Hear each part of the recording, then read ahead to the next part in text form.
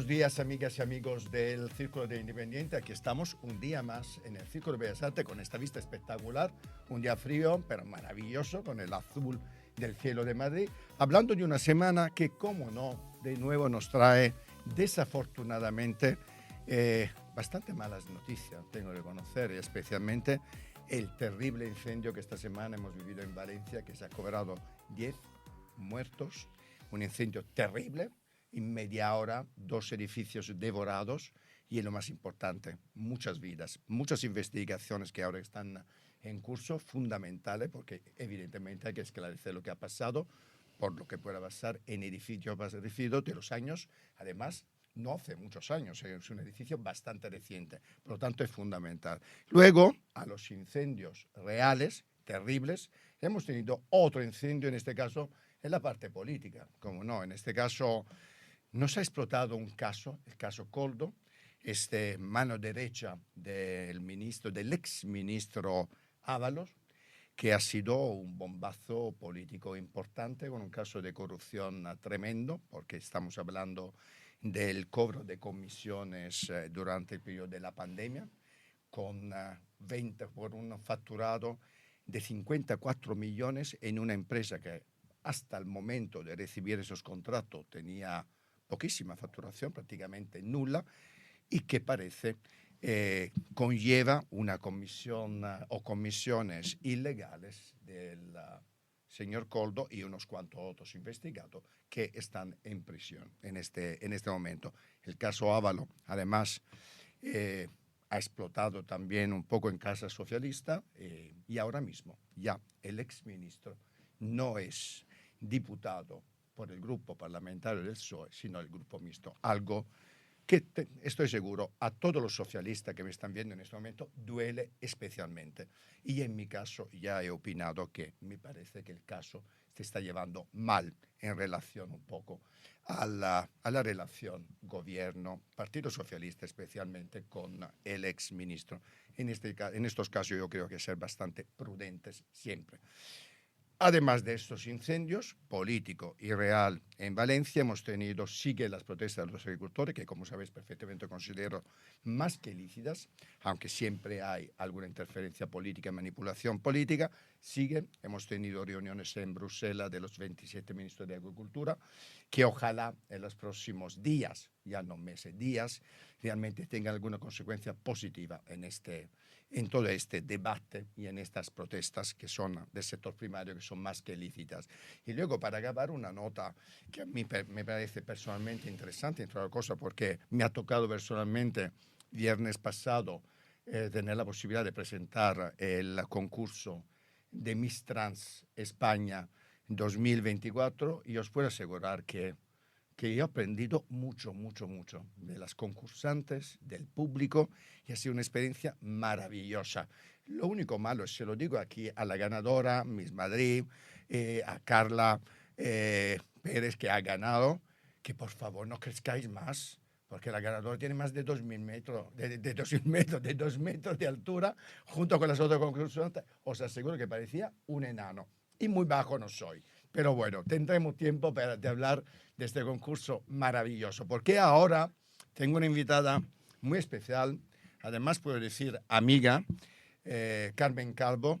Buenas tardes, buenos días, Carmen, ¿cómo estás? Muy bien, muchas gracias por Flamante invitarme. presidenta del Consejo de Estado. Sí, lo soy desde hace 3-4 horas que lo ha Y terminado el una nueva expediente. etapa en un currículum extraordinario que te ha llevado prácticamente a todo lo que se puede hacer en política, hasta la vicepresidencia de gobierno. Me gustaría saber qué representa para ti esta nueva etapa que acaba de empezar. Pues un servicio más a mi país. Yo soy una patriota de izquierdas, pero una patriota.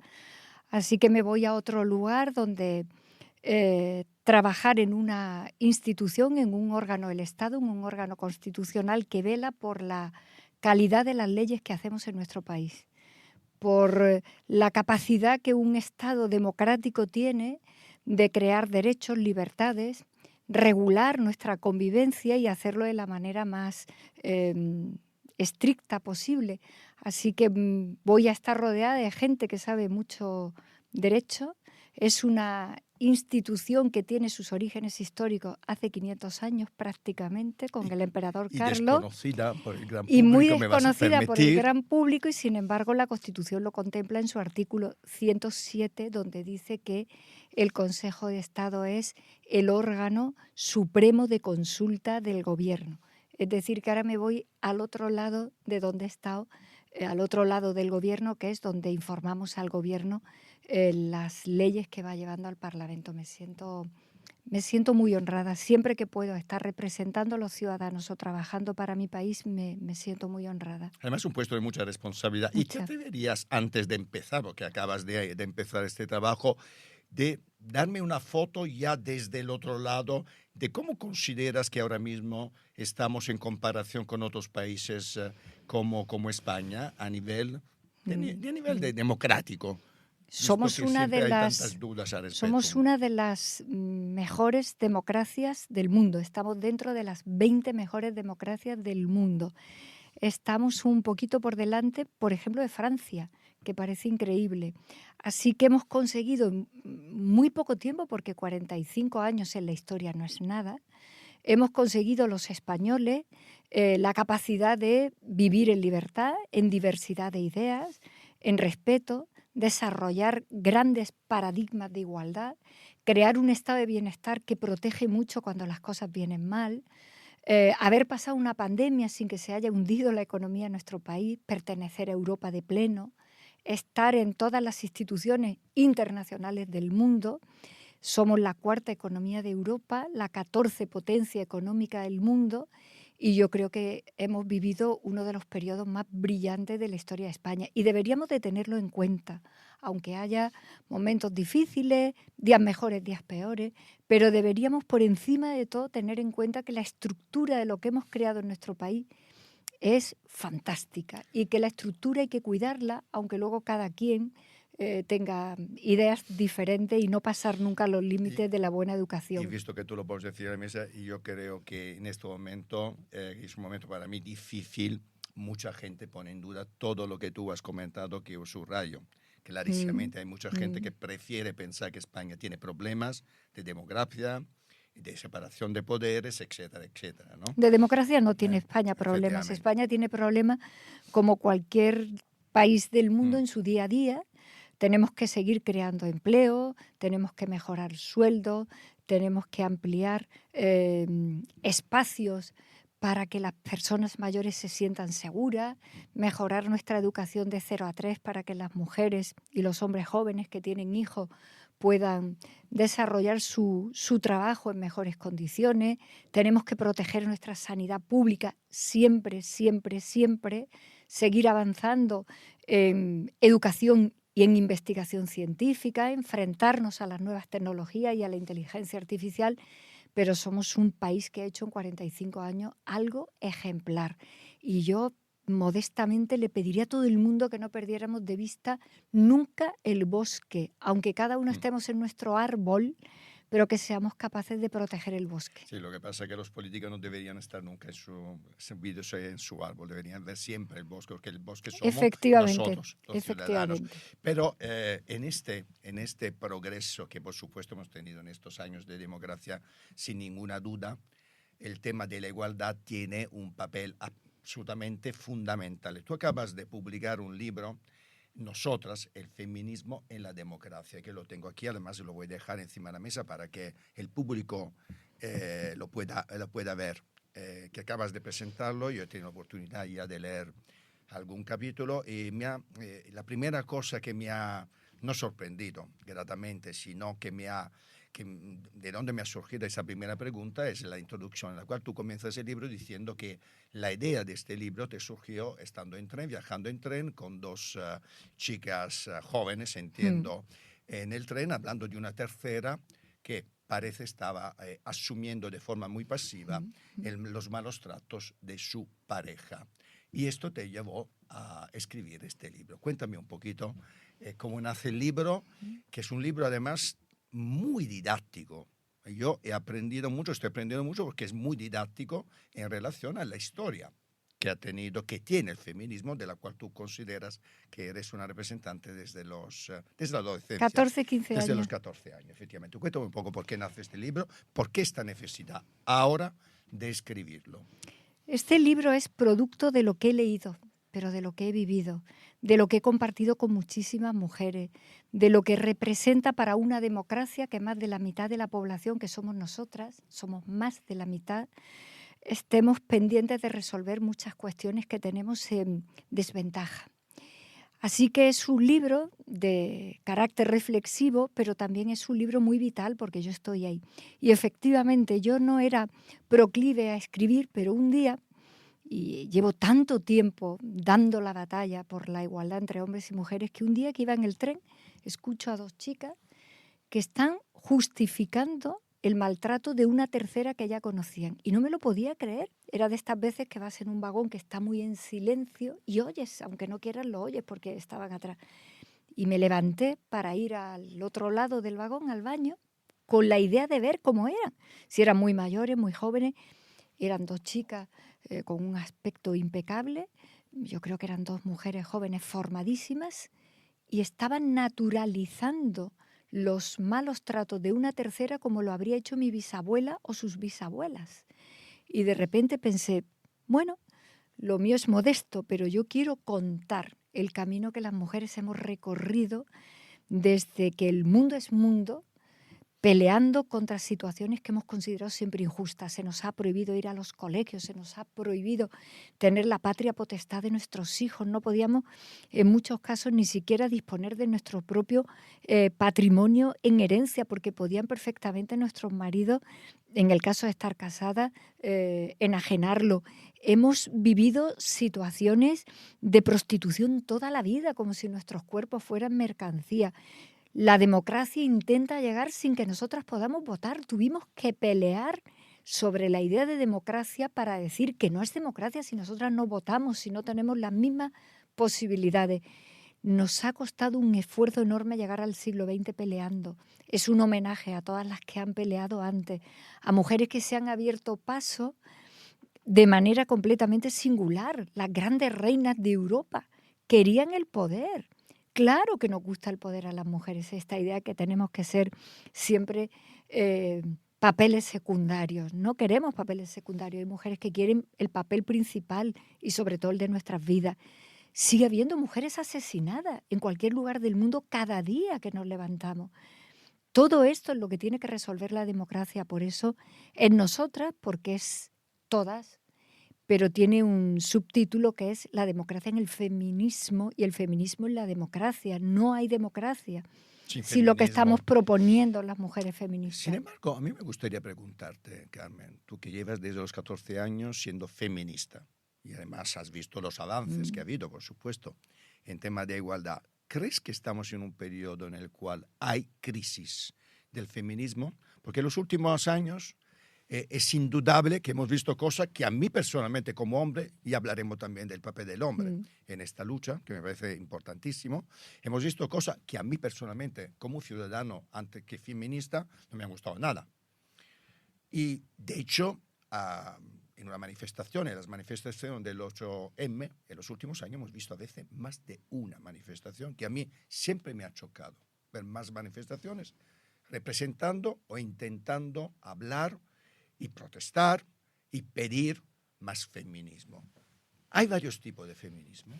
¿Tenemos que aceptar esto? El avance de las mujeres es imparable. Eso no está en crisis. Las mujeres se están levantando en cualquier lugar del mundo para pedir derechos que no tienen, oportunidades que no tienen, igualdad, que es democracia, y eso es un hecho incontestable. Es algo así como el eje de desarrollo de la humanidad va por ahí. Eso no está en crisis. El feminismo como propuesta de avance, como propuesta política para que las mujeres avancemos, es tan importante, tiene ya tanto peso en el debate político que ya tiene contestación. Hace 30 años éramos muy pocas. Era casi invisible lo que hacíamos. Ahora es tan importante que tiene contestación. Hablamos de esto continuamente. Los partidos políticos se preguntan, ¿nos votan las mujeres? ¿No nos votan las mujeres? Si hacemos esto, las mujeres se van a enfadar. Es decir, que tiene ya una potencia política importantísima. Por eso la ultraderecha lo contesta. La ultraderecha contesta al cambio climático y el feminismo.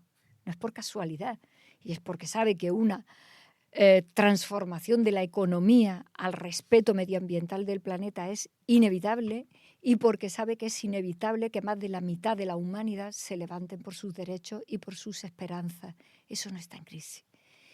Así que me resulta menor si hay una manifestación o dos, porque el feminismo abarca todo en la vida, abarca nuestras conciencias, nuestros comportamientos, nuestros derechos, nuestras libertades, la historia nuestra que no se ha contado. Así que es lógico que tenga controversia. Y la controversia fundamental es la que andamos desde hace más de 100 años. Quienes piensan que la prostitución se puede regular y quienes pensamos que la prostitución es una esclavitud brutal de las mujeres y que hay que abolirla. Esto lo llevamos viviendo en el feminismo mucho tiempo. Así que el feminismo es la posición y la historia de lucha política de las mujeres por su igualdad. Eso no solo no está en crisis, sino que, repito, ya lo tiene en cuenta cualquier partido para saber qué hace. Ayer lo comentaba yo presentando mi libro. El presidente de Argentina, Milei, ha dicho dos cosas. Hay que desmontar el Estado y hay que volver a penalizar la interrupción voluntaria del embarazo. Lo ha colocado en el mismo nivel de importancia. ¿Alguien se ha preguntado por qué? ¿Alguien se ha preguntado, es que se ha equivocado? No se ha equivocado. Es que la libertad de las mujeres, que pasa, entre otras cosas, por ser madre o no serlo, es tan importante para cambiar el mundo que quienes no quieren cambiarlo identifican ya la lucha de las mujeres como un objetivo a batir por las posiciones neofascistas. Sin Así embargo, que no está en crisis. ¿cuántas mujeres hemos visto, me he encontrado yo en mi carrera, hablando con directivas, con complejos de mala madre, por no estar con sus hijos, por compleja de mala madre, por no ser madre? ¿Cuántas mujeres todavía ven la maternidad casi como una obligación? A ver, el patriarcado, social. Claro, es que el patriarcado es la forma de organización de los seres humanos desde que existimos. Eso no se puede cambiar en unas cuantas décadas, ni en un siglo, ni se cambia rápido, ni es fácil. Que vayamos avanzando bien en la buena dirección y que el siglo XX ha sido bueno, no significa que no quede una gran tarea por hacer. De hecho, vivimos en una democracia con prostíbulos.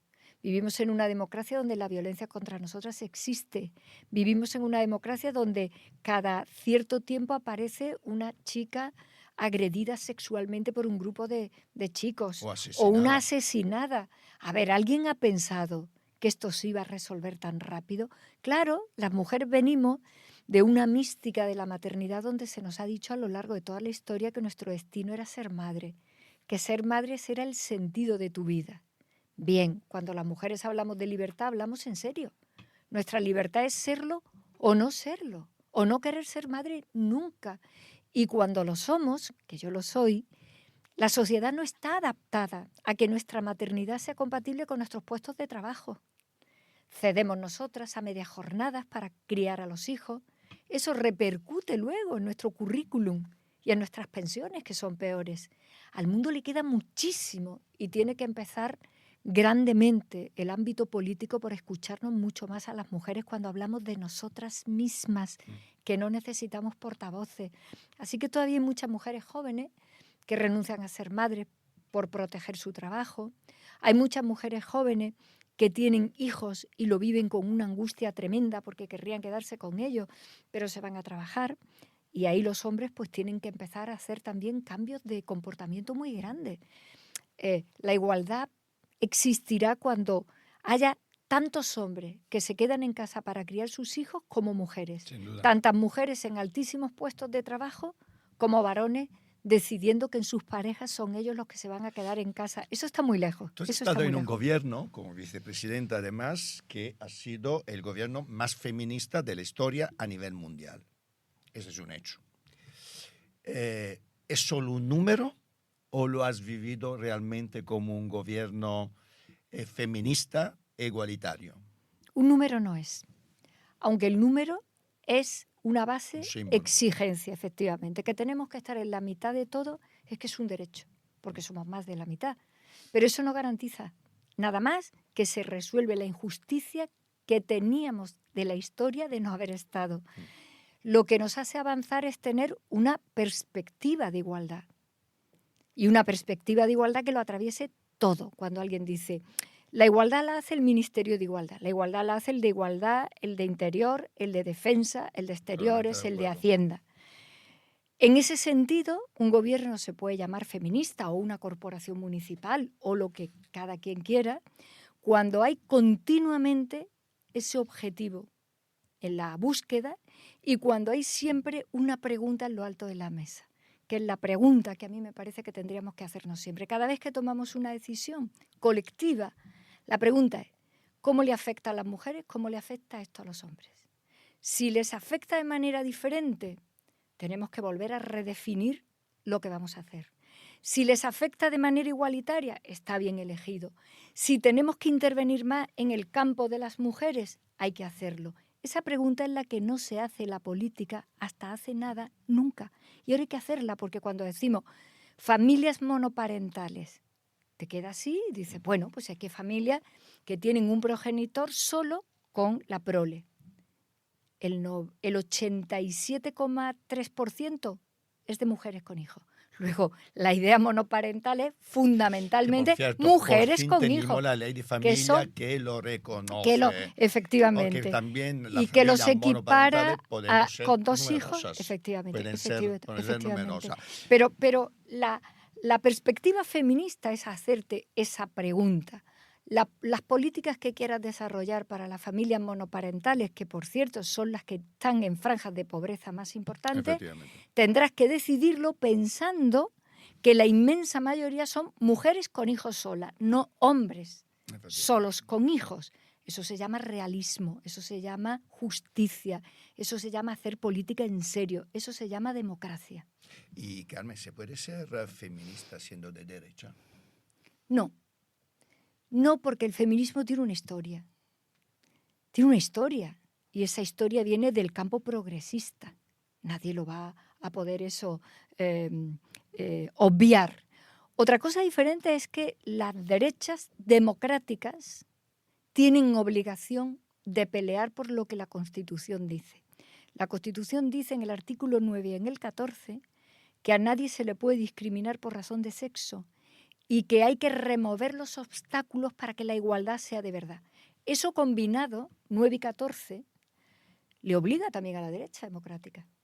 Otra cosa diferente es que la derecha democrática se quede en un nivel de desarrollo y el feminismo innove políticamente y ponga en lo alto de la mesa cuestiones nuevas. ¿Y la extrema derecha, donde gobierna, es derecha democrática o no? Porque como sabes, en Italia ahora mismo está la presidenta, el presidente según ella. Sí, él quiere llamarse, ella quiere llamarse masculino. Presidente masculino.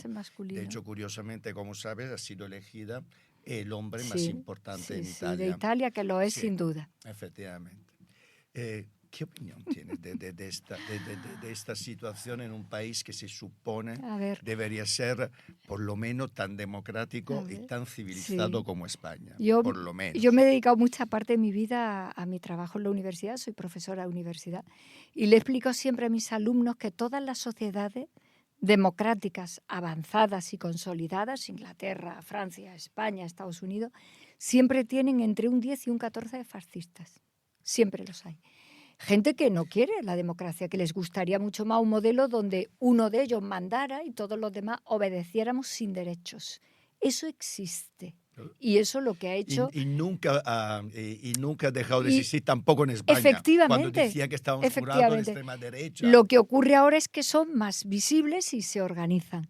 Pero la gran obligación de todos los que somos demócratas, desde un partido, desde otro, es intentar por todos los medios que sean una minoría, muy minoría, que nunca pongan en peligro las estructuras que tanto trabajo nos han costado. Sin embargo, esto está ocurriendo en muchos países. Luego tenemos, a mí una de las encuestas del CIS que más me ha alucinado en los últimos meses, y a ti supongo que también, aunque tampoco inesperada, es que en una encuesta del CIS, hablando un poquito justamente de estos temas, el 44% de los hombres creen que las políticas feministas les discriminan. Pero lo más grave de esta encuesta, a mí me ha parecido el hecho que en la población más joven esta cifra era todavía mucho más alta. ¿Qué piensas de esto? Como idea general es una alucinación prácticamente, ¿no? Pero en Porque, algo estamos fallando. sí, lo quiero Si decir, un 44% de la población de este sí, país, pero de los hombres, piensan esto, una en algo cosa, estamos fallando. una cosa es lo que se opina y otra cosa es la realidad sobre la que opinas. Estos varones, el mismo día que emiten esa opinión en una encuesta, a lo mejor se han levantado con una mujer asesinada y no un hombre asesinado. Y su cabeza no hace la conexión. Piensan que las políticas de igualdad ya se han pasado, pero a la que han asesinado a las 8 de la mañana en las noticias es una mujer. Segundo, son varones fundamentalmente jóvenes muy de derechas, que son hombres que no quieren hacer el trabajo de la igualdad, que les interesa, claro que no les interesa, que les interesa todo lo nuevo que ha incorporado el feminismo, pero les sigue interesando mantener todo lo viejo de su abuelo. Se llama egoísmo, se llama falta de ética, se llama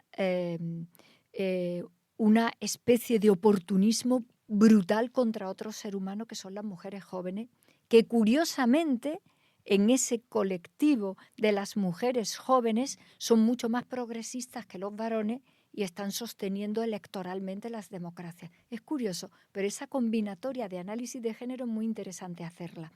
Y curiosamente los varones más maduros son los que les cogió el inicio de la democracia en nuestro país, hicieron un trabajo de honestidad personal muy grande porque conectaron democracia con mi obligación de respetar a las mujeres y de tratarlas con igualdad.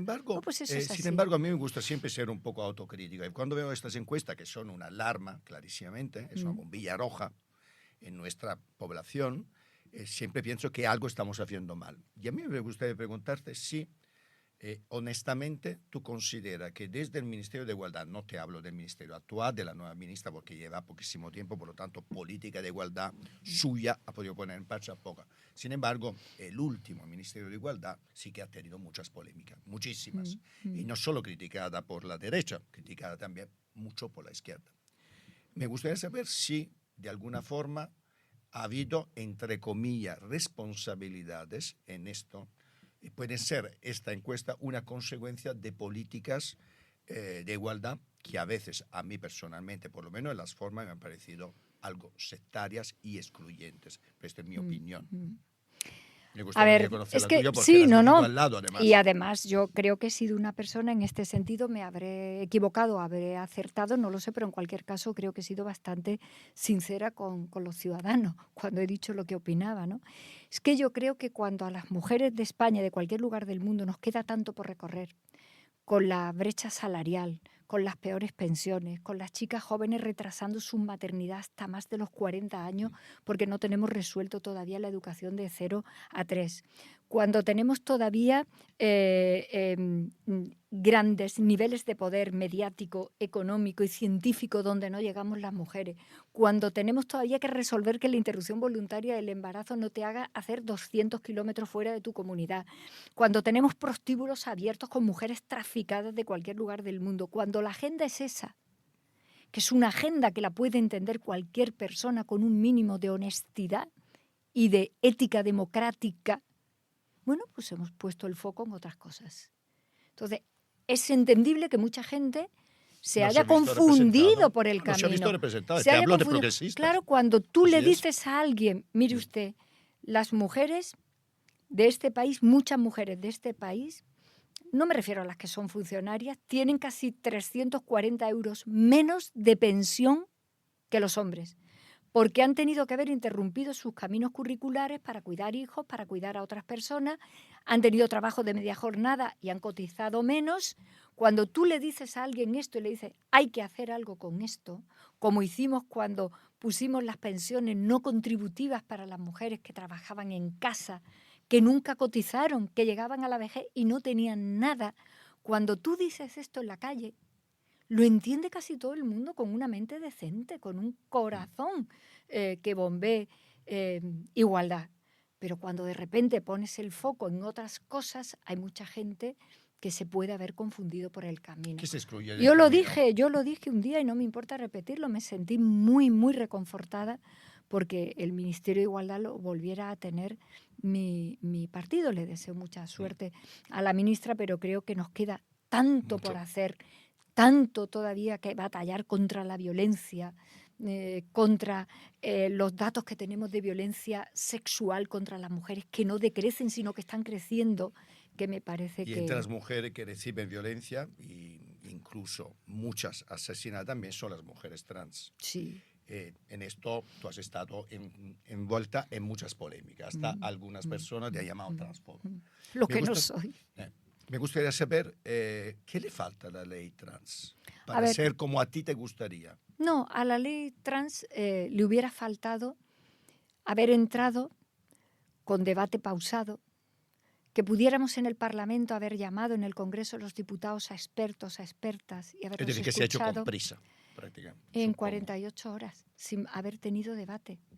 Y yo querría que hubiese tenido debate como lo tuvo en Inglaterra, como lo tuvo en Alemania, como lo ha tenido en todos los países nórdicos, en Bélgica, en Portugal, que se pasaron unos cuantos meses en el Congreso escuchando con médicos, como hicimos con la ley de interrupción del embarazo, como hicimos con la ley contra la violencia de género, como hemos hecho con la ley de igualdad de trato, que es una ley fantástica, porque es una ley que trae a España el derecho antidiscriminatorio, el reforzamiento de los delitos de odio para impedir que nadie pueda ser tratado con odio ni discriminado por nada. Entonces, cuando una ley de esta envergadura, que va a afectar a conflictos importantes que tienen muchas personas y a niños y a niñas, se hace por urgencia, sin debate, sin tramitación ninguna, pues yo que llevo alguna vida política entre pecho y espalda, me rebelé.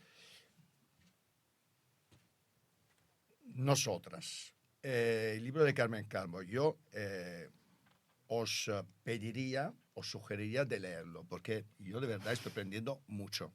Y creo que desde el feminismo sé algo.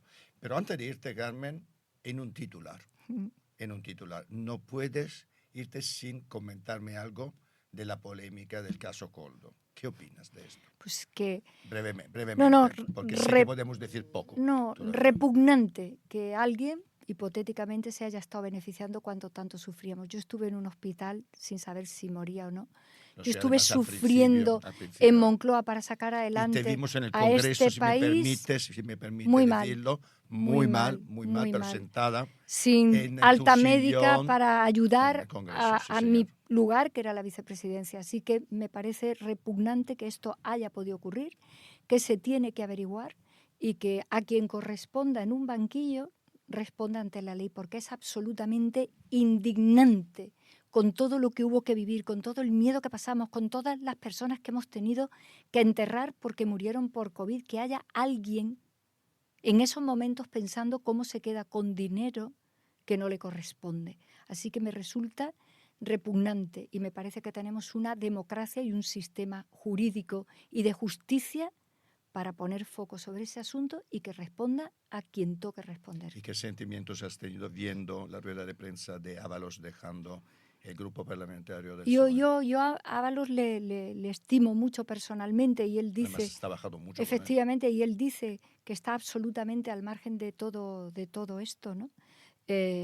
Yo soy una persona que, como soy jurista, en fin, en términos generales, hay que confiar en que quien haya hecho esto va a responder delante de todos los españoles, porque a veces nos pensamos que el Poder Judicial es un poder técnico, pero es un poder político.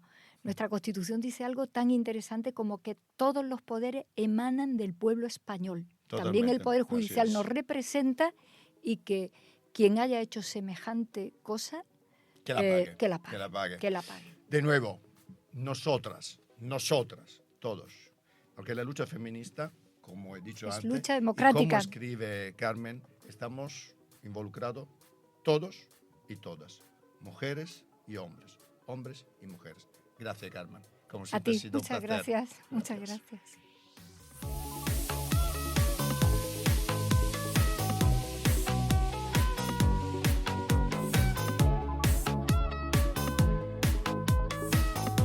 Bueno, y hoy, después de esa magnífica entrevista con Carmen Calvo que nos ha presentado su libro Nosotras, y hemos hablado tanto de feminismo, pues hoy tengo el honor, el lujo y el placer de tener como invitado a Husni Abdel Wahed, el embajador de Palestina en España.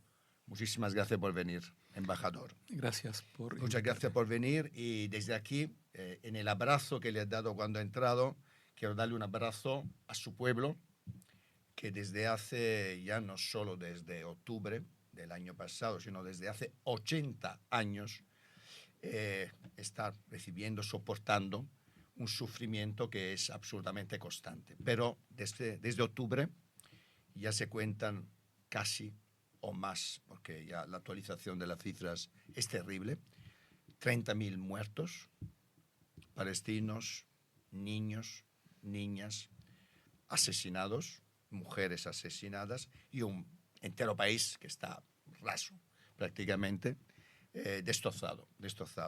Me gustaría saber cómo está su país en este momento. Y primero, cómo está su entorno familiar, porque usted tiene familia en Palestina.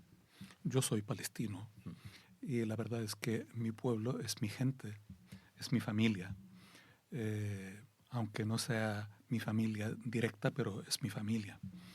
Yo tengo a mis hijos en Palestina, pero no en la Franja de Gaza, sino en Cisjordania, en Ramallah, donde lamentablemente no figura en las noticias lo que ocurre en Cisjordania, porque el genocidio ha sido tan brutal en la Franja de Gaza y la destrucción tan grande que todos los ojos están puestos ahí, y con razón. Pero en Cisjordania, desde hace casi 3 años, el pan de todos los días hay incursiones, entre comillas, del ejército israelí a los campos de refugiados, a las ciudades, a las aldeas, pueblos. Está siendo despedazado. Hay una política sistemática de judaización del territorio palestino. La confiscación de tierras está a la orden del día. Lo mismo la construcción de lo que llaman asentamientos, que son grandes colonias, que en algunos casos son ciudades grandes. Y seamos claros, las proporciones cuando hablamos de ciudades en nuestra región, no estaríamos hablando de grandes ciudades como Madrid o como Barcelona, sino una gran ciudad tiene 200.000 habitantes, 300.000 habitantes. Y hay colonias israelíes en territorio palestino ocupado que ya son grandes ciudades con universidades propias, al punto que se está planeando aeropuerto dentro de un asentamiento. Podrán imaginar lo que sería un asentamiento. Y este es un tema que hay que tener mucho cuidado, ¿eh?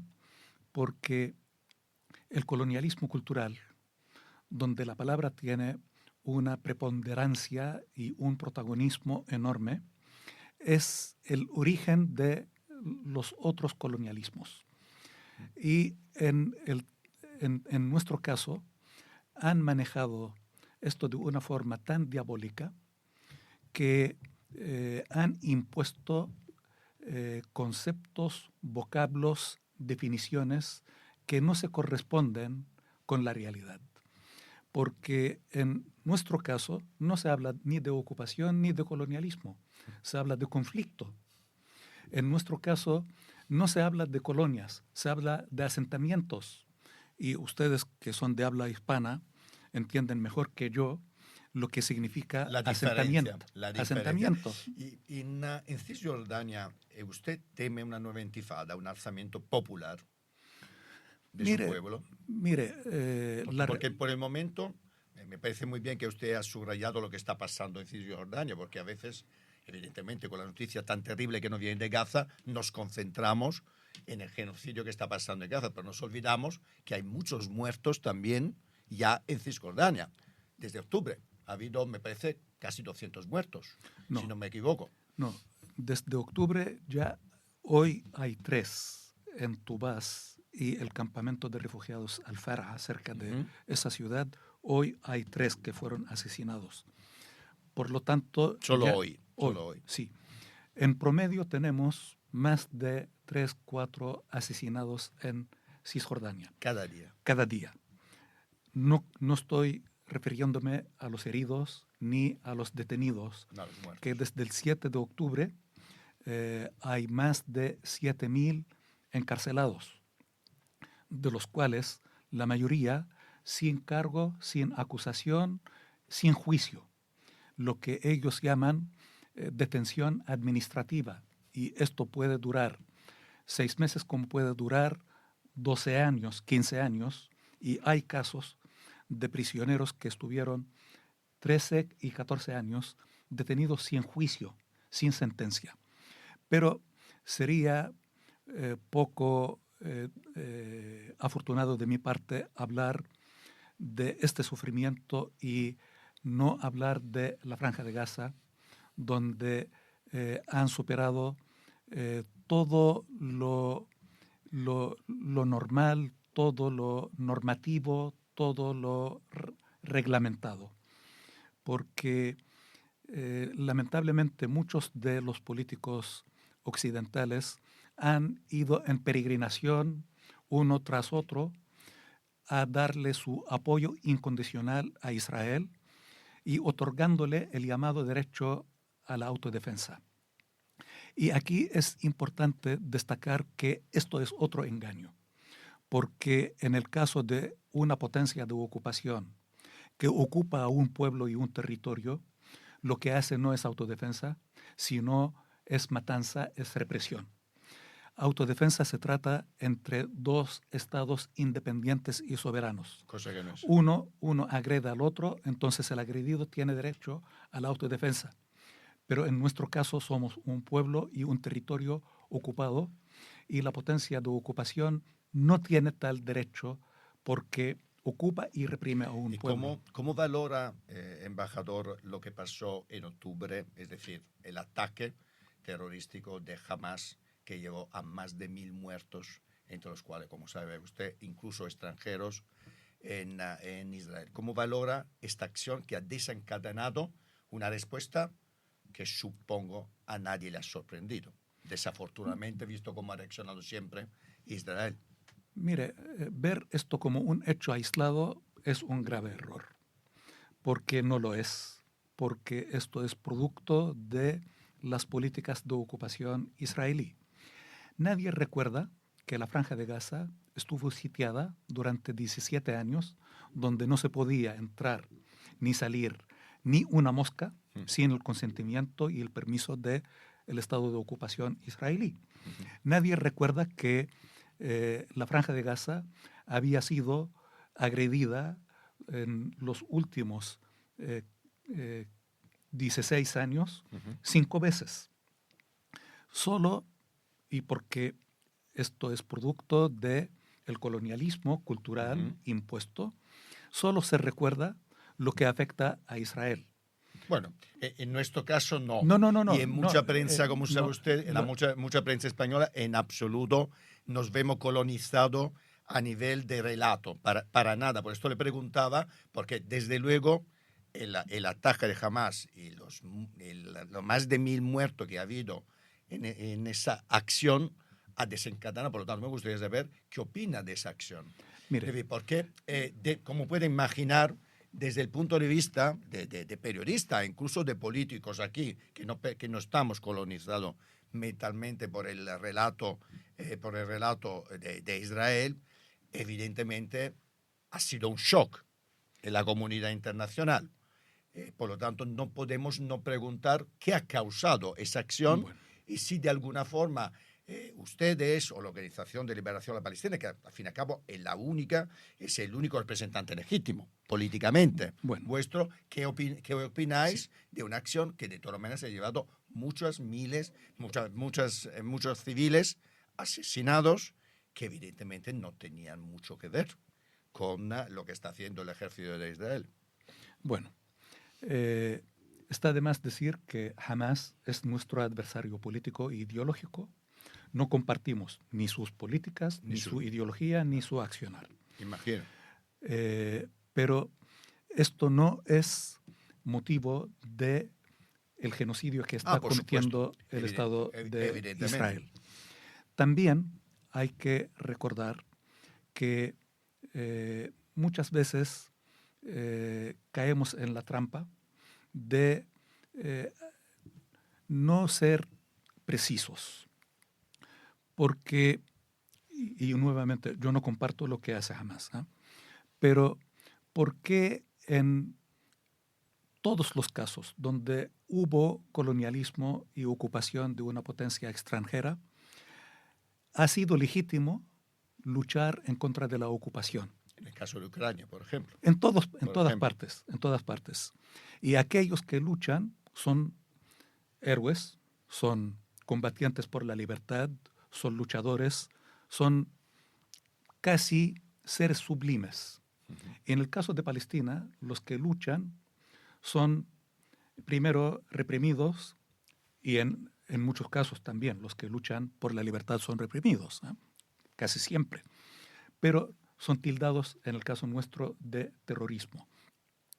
Yo me pregunto, ¿por qué los vietnamitas, los argelinos, los sudafricanos que lucharon por su libertad tuvieron otro calificativo?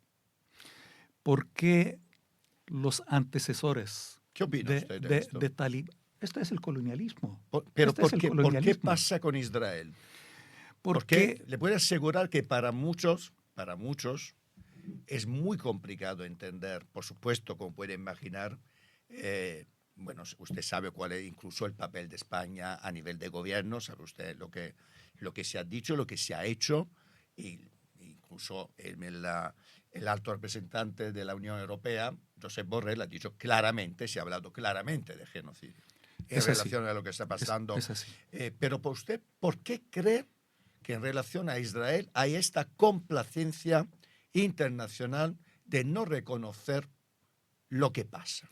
Hay diferentes motivos, empezando con que Israel es un proyecto colonialista e inversionista de las grandes potencias en nuestra región. Capitalista. Sí. Es un proyecto capitalista. Sí. Es un proyecto de inversión. En segundo lugar, es el instrumento para mantener el dominio y la hegemonía en nuestra región. Tal vez también hay un elemento cultural, porque Occidente ve a Israel como su prolongación en Oriente. Y hay mucha gente que lo ve así.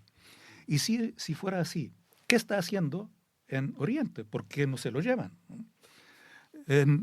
Por otro lado, los judíos que fueron perseguidos durante mucho tiempo en Occidente, donde fueron acogidos con los brazos abiertos en nuestros países, cuando eran perseguidos en Occidente. Y la historia es conocida, que culmina con el Holocausto, que es deplorable, condenable, inaceptable, todo lo que quiera. Pero ¿quién cometió el Holocausto? Y esto ha conducido a... Desde luego no los palestinos, ni los árabes. Fue Hitler y los alemanes, rubios, guapos y arianos. No estoy de acuerdo con rubios, guapos, porque pueden ser no tan rubios ni guapos. No. Pero el tema que no eran así los mataban, sí, por tener defectos físicos, ser homosexuales, sí, o ser de otro país. Lo cual está haciendo Israel hoy, pero también con los guapos y rubios lo está haciendo. Esto ha llevado a que en Occidente haya un complejo de culpabilidad. Entonces piensan que dándole libertad de acción, complacencia a Israel, con esto se liberan de su complejo de culpabilidad. Pero yo puedo afirmar que lejos de esto, ellos están siendo los mismos racistas. Hombre, sin duda. Que cambia su objeto de racismo. ¿Usted cree que yo en diferentes programas, en mi análisis siempre he dicho que esto que está pasando, este genocidio que está pasando, puede acabar solo si el pueblo de Israel sale en protesta contra Netanyahu y su gobierno de halcones de extrema derecha.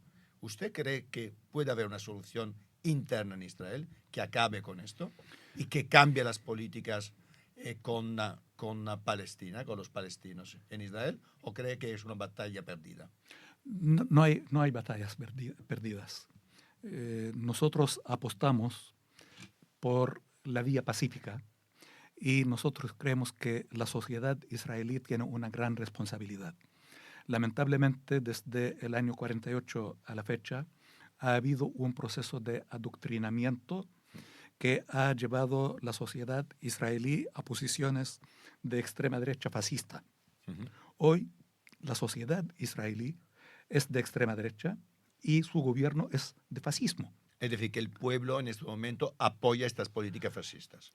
Mayoritariamente, en su mayoría, mayoritariamente es cosa de ver la composición del Parlamento israelí, que es el Knesset, y la composición del gobierno. Sí. Y esto es otro tema que me gustaría que nuestros amigos en Europa, en Occidente en general, lo razonen un poco, porque nuestros amigos europeos celebran, y con razón, su victoria sobre el fascismo. Si ellos han combatido el fascismo, ¿por qué celebran el fascismo en el caso de Palestina y lo apoyan, lo sostienen? Porque cuando hay algún ministro o algún líder de extrema derecha con rasgos fascistas en Europa, se enfrentan a este fenómeno. Putin, por ejemplo. Y lo combaten. No ahora. Haider hace años y otros. ¿No? ¿Por qué en el caso de Ben Gvir, de Smotrich, ni siquiera los han boicoteado? Y respetan la democracia israelí, mientras no respetan la democracia en otros sitios. Entonces, sería bueno que nuestros amigos utilicen los mismos parámetros y los mismos criterios sobre los casos similares. ¿Cómo sentís con la reacción que ha habido al genocidio que está pasando con los países de la Unión Europea? Mire, afortunadamente... ¿Cómo valoráis la reacción de la Unión Europea? Afortunadamente ha ido variando. Y tengo que destacar que algunos líderes europeos no han perdido ni la cordura ni la razón, la sabiduría. Y afortunadamente estamos en un país donde sus dirigentes han sabido mantener la cordura y la sabiduría, no han caído en la trampa y desde un principio mantuvieron sus principios, llamando al cese del fuego, la ayuda humanitaria, una solución política, porque lamentablemente Estados Unidos, que patrocina, protege, blinda y promociona a Israel, ha mantenido una política de zanahoria y garrote. Pero en nuestro caso, la zanahoria desapareció y solo hay garrote. Este tema no tiene una solución militar. La solución es política porque el problema es político. Y la solución, como la ha planteado España y otros actores europeos, y por suerte otros los han seguido, hasta Estados Unidos ahora, está con la idea de la solución política y la llamada solución de dos estados. Ojalá. Entonces, esto ha variado. Lógicamente el costo es muy alto. Ya estamos hablando de 30.000 muertos. 107.000 entre muertos, mutilados y heridos. Estamos hablando de 80% del total de las construcciones en la Franja de Gaza destruidos. Estamos hablando de todos los hospitales fuera de servicio. Estamos hablando de todas las escuelas fuera de servicio. Estamos hablando de todas las universidades fuera de servicio. Estamos hablando de el sistema eléctrico, de agua potable. Absolutamente todo. Y en esto hay que volver 4 o 5 meses atrás, cuando Netanyahu prometió hacer de la Franja de Gaza un lugar no apto para la vida humana. Lo está haciendo.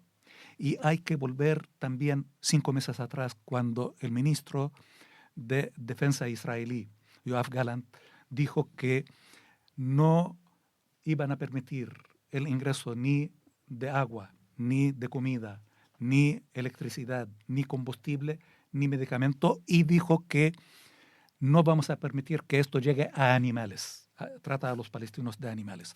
Hay que volver 5 meses atrás y recordar lo que afirmó Smotrich y que sostienen ahora, que los palestinos tenemos 3 alternativas. Una es aceptar la ocupación y someternos a la ocupación. La segunda alternativa es irnos de Palestina y la tercera es morir. Lo están haciendo a la vez las 3 cosas juntas. Nos están expulsando, nos están matando y nos están tratando de y someter. Embajador, con todo esto, y vista la reacción que ha habido, usted ha hablado de un cambio, ¿no? de reacción por parte hasta de los Estados Unidos. ¿Usted realmente es optimista sobre la posibilidad que haya una solución política y que, por lo tanto, haya en un plazo razonable 2 estados? Mire, nosotros somos un pueblo... Yo soy optimista por naturaleza, pero a veces, viendo lo que estamos viendo estos últimos meses, me cuesta mantener el optimismo. Sabrán que el pueblo palestino es uno de los pueblos milenarios más antiguos de la historia. De hecho, donde nací es el lugar más antiguo del planeta, que tiene 10.600 años señor. de vida ininterrumpida, Jericó. Entonces somos un pueblo milenario donde hemos sufrido la ocupación y el colonialismo 24 veces y siempre hemos permanecido en nuestra tierra y siempre hemos salido adelante. No somos un pueblo ni resentido ni resignado. Somos un pueblo optimista, siempre con la esperanza, porque amamos la vida, a pesar de que nos tratan de presentar como los satanases. Nos han logrado diabolizar, pero la verdad, sí, pero la verdad es que somos un pueblo común y corriente que ama la vida, que siente dolor, siente alegrías, baila, llora, y está dispuesto a asumir su rol como seres humanos y como Estado independiente. Para acabar con, espero, algo de optimismo, Biden, justamente ayer o esta mañana, no me acuerdo, ha dicho que es muy posible que haya un alto al fuego estable o duradero antes del lunes. ¿Usted cree que va a ser así, por la información que tiene, o no? Yo quisiera que el presidente Biden, más que hacer su rol de analista político, asumiera su rol de presidente de la gran potencia, de la mayor democracia mundial, que hasta ahora se opone a un cese del fuego. Y esto es un mensaje de aliento al genocidio israelí en contra del pueblo palestino. Lógicamente, si lo dice el presidente Biden, tiene los medios y las herramientas para hacerlo realidad. Por supuesto. Y espero que tenga razón. Ojalá. Y también espero que haga efectivo lo que dice que sería la solución de 2 estados. En todo caso, nosotros somos palestinos, somos un pueblo milenario, sea en un solo estado, sea en 2 estados, vamos a permanecer en nuestra tierra. De hecho, hoy estamos en un solo estado con 2 regímenes, uno de apartheid para los palestinos y uno de democracia para los judíos. Y me extraña cuando nuestros amigos occidentales hablan de valores comunes que comparten con Israel. Y yo veo que los valores europeos occidentales, que usted vive aquí, que los estoy viviendo, no tienen nada que ver con el genocidio y con el apartheid, que es la esencia de la política israelí. Pues muchísimas gracias y ojalá que muy pronto podamos visitar su tierra, porque ahora mismo ni los periodistas podemos entrar. 132 periodistas en los 4 meses y medio Sí, han señor. sido asesinados en la señor. Franja de Gaza. Así es. Pero son bienvenidos. Palestina siempre ha sido tierra abierta que acogió a todo el mundo con hospitalidad y generosidad. Ojalá podamos Y visitarlo son pronto. bienvenidos. Muchísimas gracias, embajador. Gracias. Muchísimas Muy gracias. amable.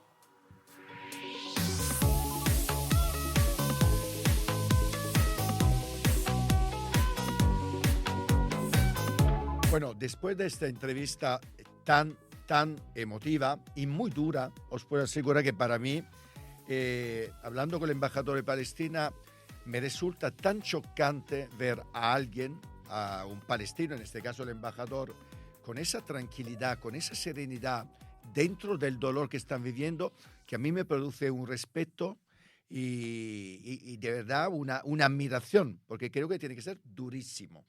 Por lo tanto, yo diría que casi hemos tenido ya una entrevista en la cual hemos abierto nuestra ventana al mundo con la entrevista con el embajador, que evidentemente nos ha dado el día a día que está sufriendo el pueblo palestino desde octubre, cuando, después de la matanza del ataque terrorista de Hamas en Israel, ha empezado esta terrible reacción de Israel con lo que para mí claramente es un genocidio, que es el que se está perpetrando en Palestina, en la Franja de Gaza, pero también en Cisjordania. Pero seguimos con esta ventana abierta al mundo con nuestro amigo Julio Bruno desde Londres, que nos tocará hablar de otros temas de actualidad. Julio, ¿qué nos trae hoy que no estemos viviendo todos los días? Pues mira, buenas tardes, Euprepio.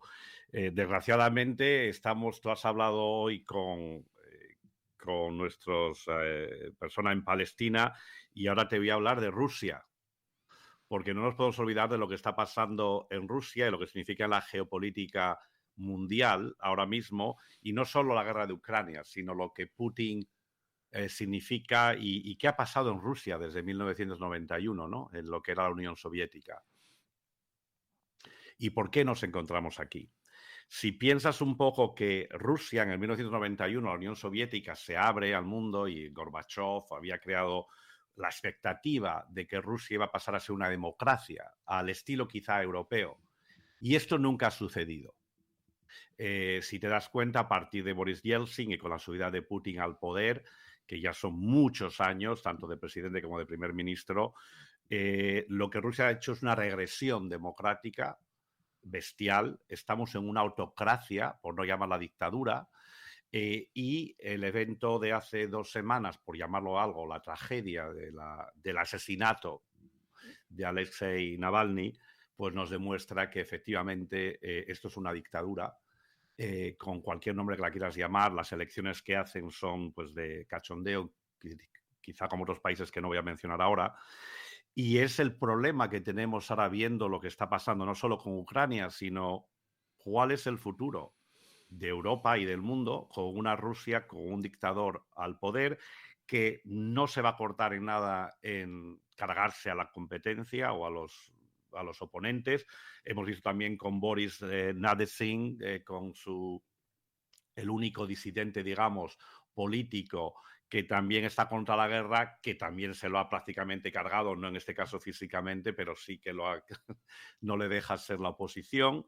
Y claro, con la matanza de Alexei Navalny, pues no nos queda una oposición en Rusia y no hay un movimiento cívico en Rusia hoy que esté luchando. Sí, desde fuera, la mujer de Navalny ha dicho que ella va a seguir luchando, pero efectivamente los rusos no reciben toda esta información, pero hay un 48%, según las últimas encuestas, si se pueden llamar así, 48% de rusos que no quieren la guerra, que quieren una apertura de Rusia y una mayor libertad.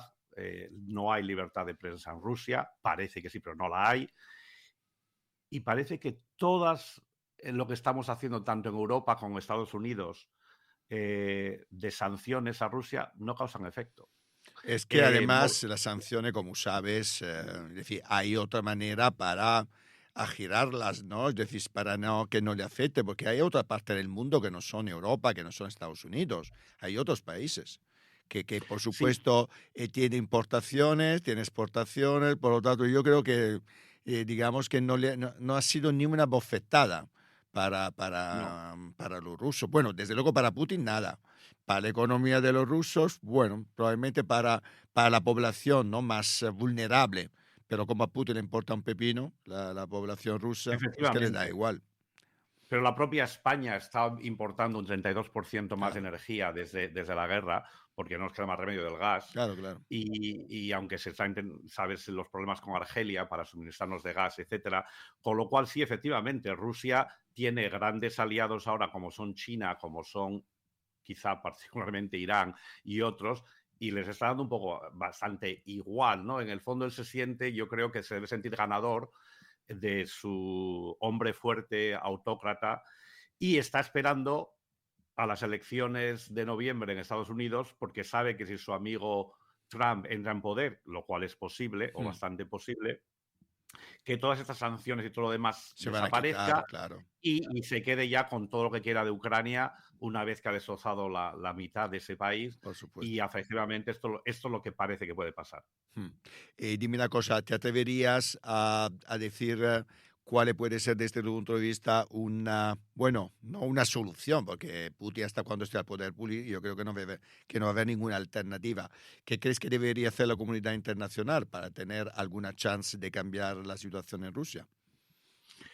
Pues lo que está haciendo, pero un poco más todavía, o sea, dar la espalda a Putin en todos los ámbitos internacionales, en todas las, pues desde a nivel político de Naciones Unidas, por ejemplo, que no se está hablando, Claro. pero que quizás se debería hablar. Lo que pasa es que tenemos miedo, ¿no? ¿Qué pasa con Hmm. si Rusia está fuera de las Naciones Unidas? ¿Qué significaría, ¿no?, para la Claro. paz en el mundo? Pero bueno, realmente ya lo estamos viendo. Y pues ayudar a la disidencia, digamos, porque como Navalny o Sí, pero queda Nadesin, tan poco, querido. En fin. queda Pues, muy poco, pero pues Julio, muchísimas gracias. Como siempre, siento no súper traerte mejores, interesante. siento no traerte mejores noticias hoy. Pues, ojalá que algún día nos traigan una noticia maravillosa. Quizás que la paz, en el alto al fuego en Gaza, que todos estamos esperando. Muchas A gracias. ver, Un beso. gracias. Chao. Cuídate.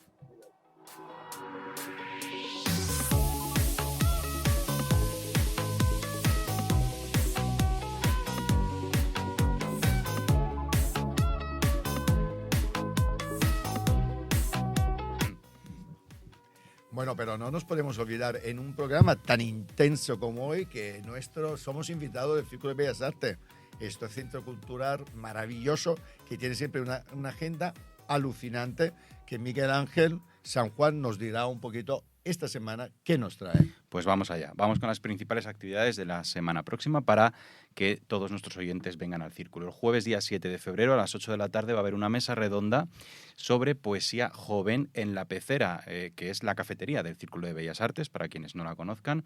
Una mesa con Carla Niemann, que es escritora y directora escénica interesada en el teatro inmersivo y experimental. Así que podéis acercaros, todos los que queráis, a disfrutar de esta mesa poética a las 8 de la tarde el jueves día 7. El día siguiente, el viernes 8, se cierra Jazz Círculo, algo de lo que os hemos hablado aquí varias veces, con conciertos de jazz. Bueno, pues se cierra la temporada con el concierto de Lucía Martínez y de Fearless. Ya se pueden comprar las entradas en la web del Círculo de Bellas Artes para el viernes 8 a las 9. Y finalmente, una exposición que es una de las claves de los pilares de este año de la Agenda Cultural del Círculo, y de la que ya hemos hablado, pero no queremos que nadie se olvide de venir porque está hasta el 5 de mayo y el tiempo pasa volando. Antifémina, de Colita. Esta fotógrafa ya publicó estos trabajos en el año 77 con el mismo título, con textos de María Aurelia Campmany. Bueno, pues estas dos mujeres que se unieron en esa época para reivindicar el papel de la mujer en una sociedad machista. Con este trabajo fotográfico, ahora que el Círculo rescata, volvemos a poner esto en boca de todo el mundo, como hemos hecho en la entrevista de hoy con Carmen Calvo, el machismo con el que tenemos que luchar. Así que esta exposición, aquí hasta el 5 de mayo, todo el mundo a apoyarla, luchando contra el machismo. Pues fantástico, muchas gracias. Gracias. Bueno, y aquí se acaba el programa de hoy. No tengo tiempo ni casi de despedir. Un día muy intenso en el cual hemos tenido como invitadas a Carmen Calvo, presidenta del Consejo de Estado, flamante nueva presidenta del Consejo de Estado y autora del libro Nosotras, y luego el embajador de Palestina, que nos ha dado una foto de la situación actual en su tierra y nos ha dicho lo que piensa de todo lo que está pasando en Palestina, donde el genocidio continúa, y a la espera que tengamos buena noticia en relación a la negociación de un alto al fuego. Un abrazo y nos vemos la semana que viene.